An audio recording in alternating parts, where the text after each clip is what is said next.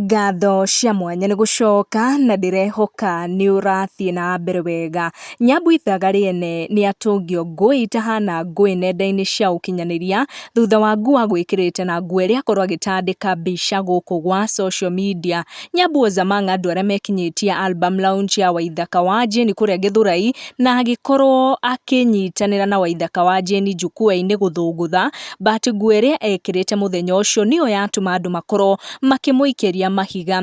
Nyambu mwena-inĩ wake ndanakena nĩ ũrĩa andũ makũgeragia kũrũga na kũgeria kũmũruta mahĩtia, kũruta nguo ciake mahĩtia iria agwĩkĩrĩte na makĩria makorwo nginya makĩhutia mwĩrĩ wake makĩgeria kũmũruta mahĩtia.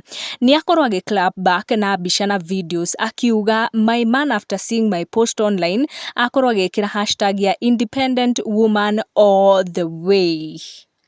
Oro gatagatĩ-inĩ ka andũ arĩa magũkoragwo makĩbash Nyambu kũrĩa gwa social media nĩ ũndũ wa nguo ĩyo agũgĩkĩrĩte, kũrĩ arĩa makorwo makĩmuonia wendo na makĩmũhe support makĩmwĩra nĩ mũthaka ũrĩa atariĩ na gũtirĩ ũndũ mũhĩtanu na mwĩrĩ wake, atĩ atigane nacio mateyũĩ, nacio confidence yao ĩrĩ thĩ mũno, atĩ no marore kaũndũ kanini ũguo na makageria kũmũtarũranga nako. Tũgũkinyia ndeto icio hau, make sure notification yaku ĩrĩ on na nĩ wa subscribe. Tucemanie in our next one.